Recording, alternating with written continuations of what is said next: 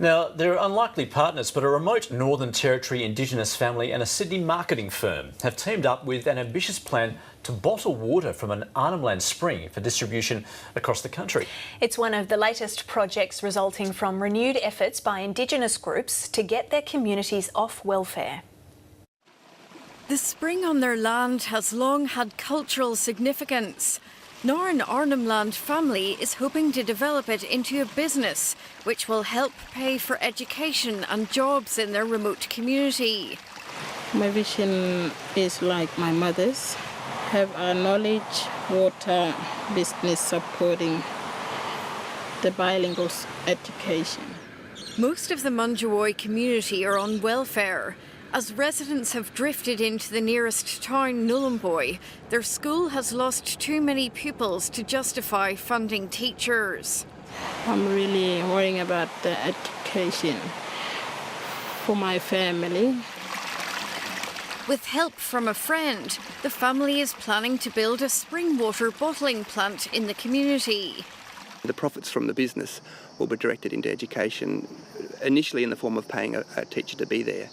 They've invested their own money, gained the promise of a federal government grant, and are planning to crowdfund. There's no doubt that this is a big challenge. We often talk about the fact it's a bit like putting a bottling plant on Mars. A Sydney marketing firm has partnered with the family on the project, which plans to capitalise on demand for ethical brands. Right around the world, we're seeing the rise of the ethical consumer or the conscious consumer. The partners realise they face huge challenges to avoid becoming the latest in a long line of failed remote businesses, from aquaculture ventures to mines. It does have enough margin there to make up for the remoteness. One of the big challenges obviously is going to be transport. An agreement with a network of Indigenous-owned Northern Territory and Queensland stores to sell the water is a foot in the door. We sell water very cheaply out in Arnhem Land to drive consumption because it's much healthier. So the two ideas just come together really well. And the fact that the motivation is all around education, jobs, skills and economic development.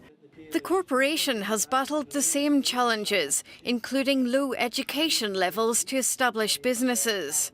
You've got to be careful that you do your due diligence and your business planning well so that the outcomes are there and they're sustainable.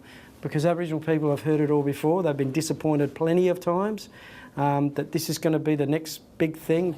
Other Indigenous organisations are lobbying for more government assistance for remote startups. It ranges from cattle enterprises to buffalo harvesting, but also getting involved in agricultural enterprises. So there's a broad range of aspirations that Aboriginal traditional owners have expressed to us, but it's been very difficult to get these projects off the ground. The Springwater partners think cooperation will be their biggest strength. This is a genuine partnership. This isn't white fellas coming into a community and saying this is what we think you need to do. This is driven by the family. So we can keep our kids at homeland to stay safe and get education for our future. They hope pooling expertise will prove to be a winning combination. Jane Bardon, ABC News.